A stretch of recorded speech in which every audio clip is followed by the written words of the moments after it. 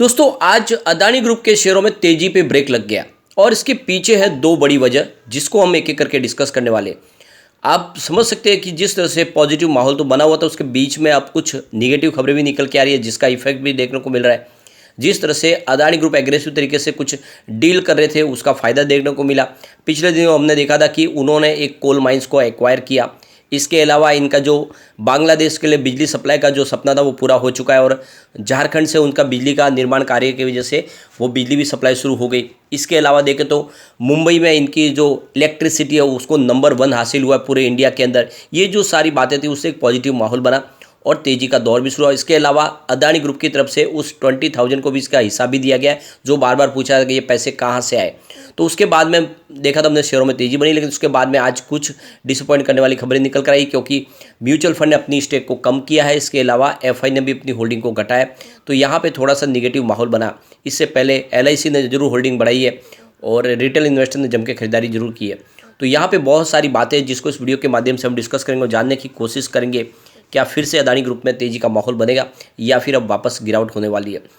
तो इन सब बातों से पहले अगर हम एक बार बीएसई सेंसेक्स की बात कर ले तो वहाँ पर भी आज कोई खास तेज़ी देखने को नहीं मिली। आप देख सकते हो 60,431 के स्तर पे 0.63% की मामूली सी तेज़ी थी। तो ये भी एक बड़ा रीज़न बना कि आज मात्र 38 पॉइंट की तेज़ी थी। बाजार लगभग फ्लैट क्लोज दिया है।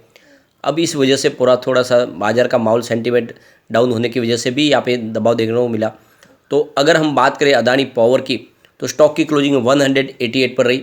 1.84% की गिरावट के साथ में गिरावट बड़ी नहीं है, ये अच्छी बात है क्योंकि कम से कम 2% से नीचे की गिरावट है। लोअर सर्किट नहीं लगा है।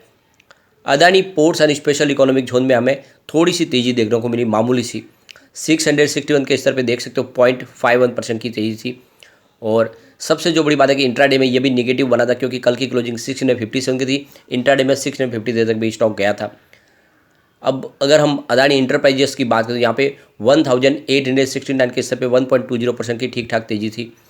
और सबसे जो बड़ी बात है कि इंट्राडे में ये भी लो में रेड बना था क्योंकि 1847 की कल की क्लोजिंग थी, ये 1826 तक जाके आए लेकिन बाद में रिकवर हुआ है। अदानी विल्मा लिमिटेड की बात करें तो 410 पर क्लोजिंग थी। 0.49% की मामूली सी गिरावट यहाँ पर भी देखने को मिली। गिरावट बड़ी नहीं थी और आप देख सकते इंट्राडे में ये भी कुछ समय के लिए ग्रीन हुआ लेकिन फिर दबाव बना और स्टॉक रेड में क्लोजिंग दी है। अदानी ग्रीन एनर्जी की बात करें 941 पर स्टॉक ने क्लोजिंग दी है 0.048% की मामूली सी गिरावट के साथ में। ये तो लगभग आप देख सकते हो कल की क्लोजिंग के आसपास ही स्टॉक है। अदानी टोटल गैस की बात करें तो यहाँ पे गिरावट थोड़ी ज़्यादा है। 913 के स्तर पे 2.73% की गिरावट है। और वैसे अगर आप देखें तो इंट्राडे में ये भी ग्रीन हुआ था लेकिन उसके बाद में गिरावट फिर से बनी और स्टॉक ने दबाव में क्लोजिंग दी। अदानी ट्रांसमिशन की बात करें 1034 के स्टॉक पे 0.91% यानी लगभग 1% की गिरावट थी। अब एसीसी सीमेंट की बात करें तो 1767 के स्तर पे 0.56% यानी लगभग आधा % की तेज़ी थी। अंबुजा सीमेंट में गिरावट थी 391 के स्तर पे देख सकते हो 1.22% की गिरावट थी। एनडीटीवी पॉजिटिव क्लोजिंग देने में कामयाब रहा और स्टॉक में तेज़ी भी ठीक थी। 190 के स्तर पे 2.11% की तेज़ी देखने को मिली। तो 4 स्टॉक में तेज़ी थी लेकिन 6 स्टॉक में गिरावट थी। कुल मिला के आज का दिन अदानी ग्रुप के लिए ठीक नहीं रहा। अब इसके पीछे एक बड़ी वजह यह भी है कि जो इंग्लैंड की जो न्यूज़ एजेंसी है फाइनेंशियल टाइम्स, उन्होंने अदानी ग्रुप की बात मानने से इनकार कर दिया है और उन्होंने कहा है कि हम अपनी जो भी लेख है उसको नहीं हटाएंगे, यानी उस रिपोर्ट से वो फिलहाल नहीं मुकर रहे। उनका कहना है कि जो भी हमने जानकारी है वो सारी की सारी सच्चाई के ऊपर आधारित है और वो हमने पूरी तरह से रिसर्च करके हमारी टीम ने तैयार की है, इसलिए हम उसको नहीं हटाने वाले। और इसने भी थोड़ा सा माहौल निगेटिव किया फिर से।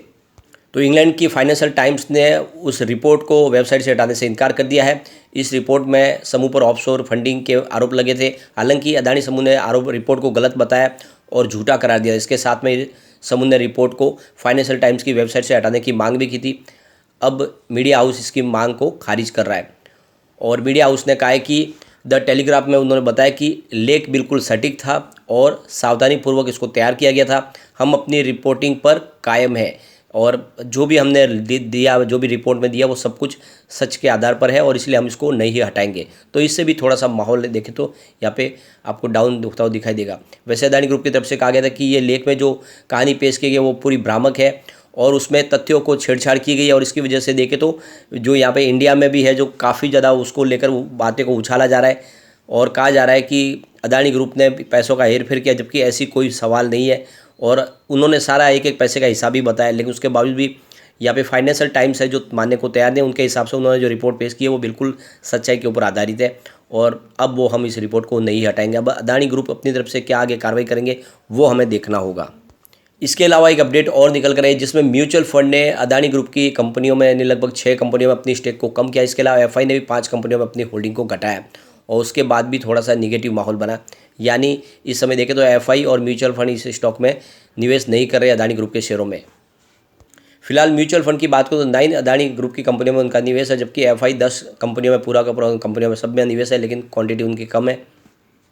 म्यूचुअल फंड की होल्डिंग की बात करें तो अदानी इंटरप्राइजेस में जो होल्डिंग थी 1.19% वो घट के 0.87% तक आ गई है।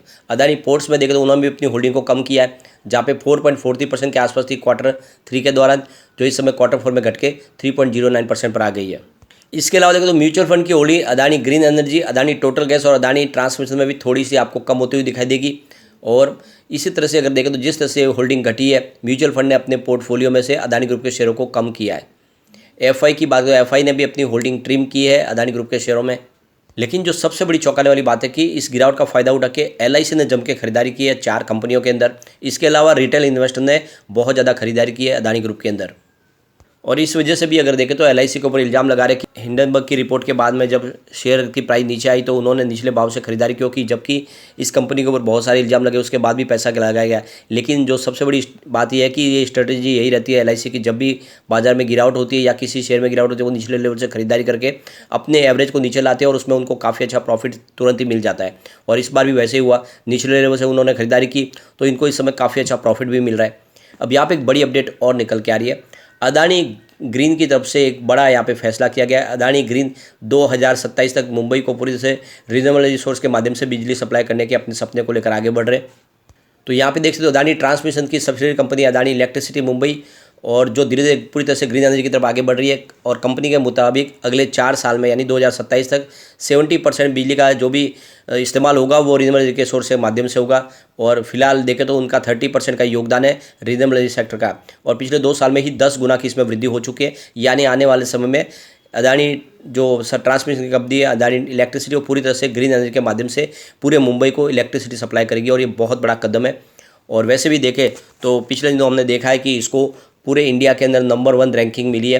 काफ़ी शानदार इन्होंने जिस तरह से बिजली को वहाँ पे मैनेज किया है, दिए उसका चार्जेस कम रखे, उस वजह से भी इसको नंबर 1 मिला है। लेकिन यहाँ पे जो यूनिट चार्ज कम रखने की वजह से इनको लॉस भी हुआ है। लेकिन अब आप देखें तो जो रेगुलेटर ने उनको चार्ज बढ़ाने की मंजूरी दे दी है, यानी फाइनेंशियल 2023-24 में देखें तो टैरिफ जो है 2.2% से बढ़ाने की मंजूरी मिली है। और इसके अलावा देखें तो अगले वित्त वर्ष में 2.1% और बढ़ाएंगे। तो जिस तरह से टैरिफ पिछले कई दिनों से कम था, इनको लॉस हुआ, लेकिन अब यहाँ पे वो अपने टैरिफ के उस हिसाब से यूनिट की प्राइस बढ़ेगी, इससे इनका जो लॉस है वो खत्म होता हुआ दिखाई देगा, कंपनी प्रॉफिट में आ जाएगी। पिछले 3 फाइनेंशियल ईयर से इनको लॉस हो रहा था, लेकिन अब यहाँ पे जो निर्णय लिया गया उसके हिसाब से जल्दी कंपनी प्रॉफिट में आएगी और अदानी ग्रुप को भी बेनिफिट मिल सकता है।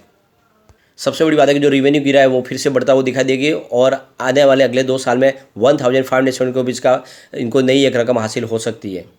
सबसे बड़ी बात है कि 2030 तक ग्रीन एनर्जी के सेक्टर में 7000 करोड़ का निवेश योजना बनाई हुई है अदानी इलेक्ट्रिसिटी मुंबई के लिए। और आने वाले समय में इस निवेश के माध्यम से यहाँ पे एक तरह से देखें तो ग्रीन एनर्जी के पोर्टफोलियो को आगे बढ़ाया जाएगा।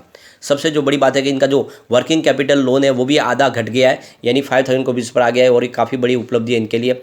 इन्होंने इंपोर्ट कोयला इस्तेमाल नहीं किया, इस वजह से भी इनको ऊंची लागत का नुकसान नहीं हुआ है और इस वजह से इनकी इनपुट कॉस्ट कम आई है। तो ये फ़ायदा भी इनको देखने को मिला। कुल मिला के देख सकते हो कि आज जो गिरावट है इसके पीछे वजह यह है कि लगातार जो पॉजिटिव खबरें आती है उस पर फिलहाल ब्रेक लगी है और इस वजह से भी थोड़ा सा प्रॉफिट बुकिंग का माहौल भी बना। पिछले दिनों काफ़ी अच्छी तेज़ी बनी थी, तो इस वजह से थोड़ी सी गिरावट है, लेकिन फिर पॉजिटिव माहौल जरूर बनेगा।